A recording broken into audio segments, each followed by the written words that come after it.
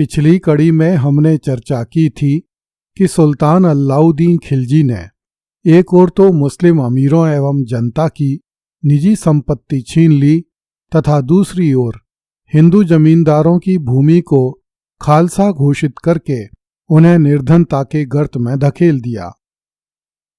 अलाउद्दीन खिलजी ने किसानों पर 50% मालगुजारी के अलावा चुंगी, जजिया तथा तीर्थकर आदि लगाकर किसानों की कमर भी तोड़ दी। अलाउद्दीन खिलजी ने अपने उन सैनिकों का भी भला नहीं किया जिनके बल पर वह अपने राज्य का विस्तार कर रहा था और भारत भर के हिंदू राजाओं को लूटकर अपना खजाना भर रहा था। उसने सैनिकों को राज्य की ओर से दी गई समस्त प्रकार की भूमि छीनकर उन्हें विशुद्ध वेतन पर नौकरी प्रदान की। अलाउद्दीन खिलजी जानता था कि तुर्की अमीर तो विद्रोही प्रकृति के थे ही, किंतु गैर तुर्की अमीर भी कुछ कम षड्यंत्री नहीं थे। वे सब अपने अपने गुट बनाकर सुल्तान को वश में करने के लिए षड्यंत्र एवं विद्रोह रचते रहते थे। अलाउद्दीन खिलजी की स्वेच्छाचारिता तथा निरंकुशता की नीति से बहुत से तुर्की एवं गैर तुर्की अमीरों में उसके विरुद्ध अत्यधिक असंतोष रहता था।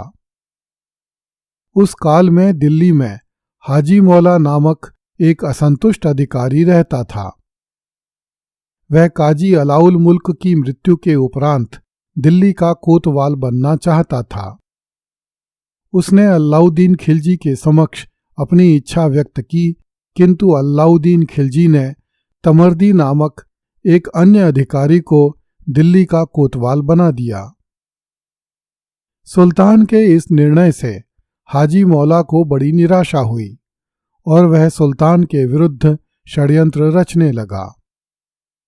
जब सुल्तान रणथंभौर के घेरे के दौरान संकटापन्न स्थिति में था, तब हाजी मौला ने दिल्ली के कोतवाल तमर्दी की हत्या करके राजकोष पर अधिकार कर लिया।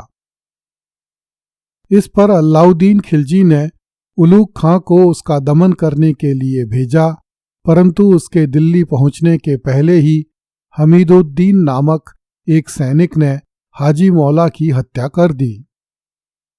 अलाउद्दीन खिलजी के आदेश से हाजी मौला के समस्त संबंधियों तथा समर्थकों की भी निर्दयतापूर्वक हत्या कर दी गई, ताकि भविष्य में फिर कभी कोई विद्रोह करने की न सोचे। दर्शकों को स्मरण होगा कि अलाउद्दीन खिलजी ने जलाली अमीरों को तो पहले ही नष्ट कर दिया था, जिन्होंने धन अथवा पद के प्रलोभन से विरोधियों का साथ दिया था। उनकी संपत्ति छीनकर उनकी आंखें निकलवा ली थीं और उन्हें जेल में बंद कर दिया था। अब सुल्तान ने अन्य विरोधी अमीरों को उन्मूलित करने के लिए अनेक उच्च पदाधिकारियों तथा उनके संबंधियों को विष दिलवा कर मरवा दिया। अलाउद्दीन ने अनुभव किया कि सल्तनत का गुप्तचर विभाग ढंग से कार्य नहीं कर रहा है। इस कारण सुल्तान को समय रहते षड्यंत्रों तथा साम्राज्य के भीतर विभिन्न भागों में घटने वाली घटनाओं की जानकारी नहीं मिल पाती। इसलिए सुल्तान ने गुप्तचर विभाग का नए सिरे से संगठन किया तथा गुप्तचरों को अमीरों और राज्याधिकारियों के घरों, कार्यालयों, नगरों एवं गांवों में नियुक्त किया। इससे अमीरों के बारे में छोटी से छोटी सूचना सुल्तान तक पहुंचने लगी। इसका परिणाम यह हुआ कि अमीरों, राज्याधिकारियों तथा साधारण लोगों की गुप्त बैठकें समाप्त हो गईं।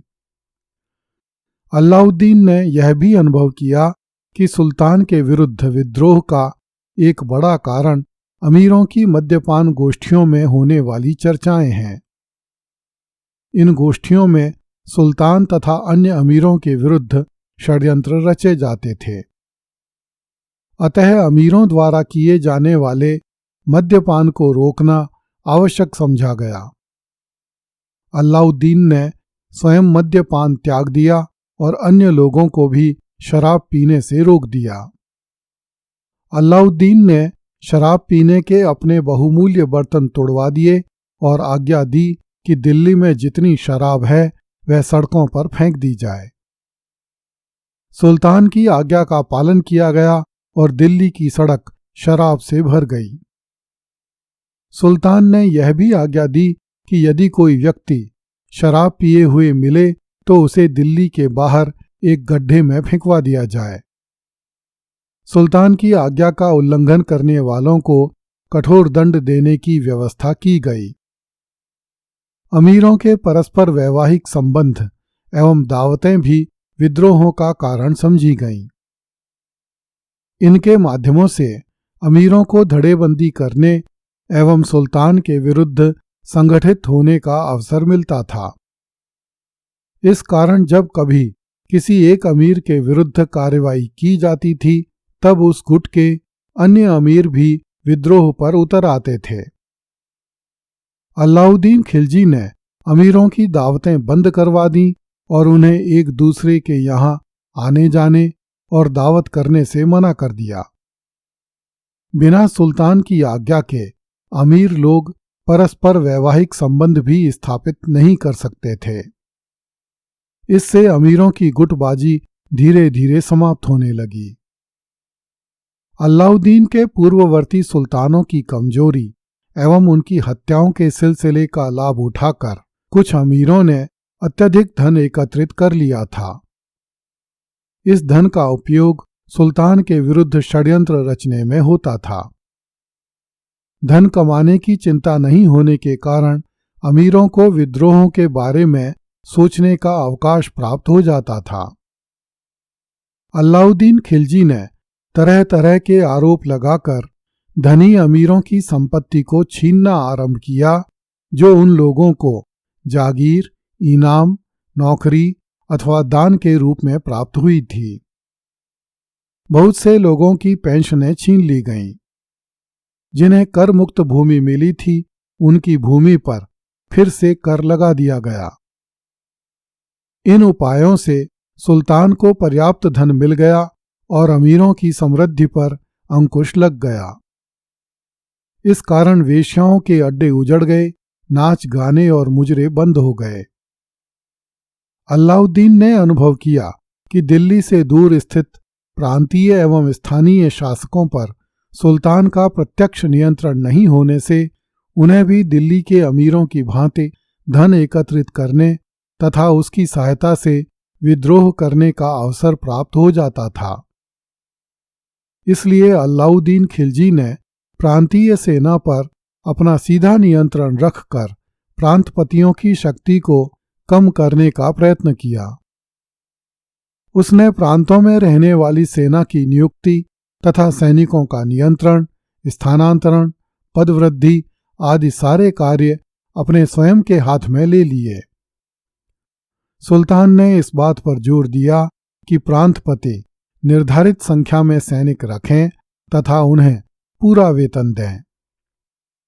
सुल्तान के इन उपायों से प्रांतपतियों पर भी सुल्तान का नियंत्रण स्थापित हो गया। अगली कड़ी में देखिए, अपराध के संदेह में हाथ पैर कटवा देता था अलाउद्दीन खिलजी। कृपया इस चैनल को लाइक, सब्सक्राइब एवं शेयर करें। धन्यवाद।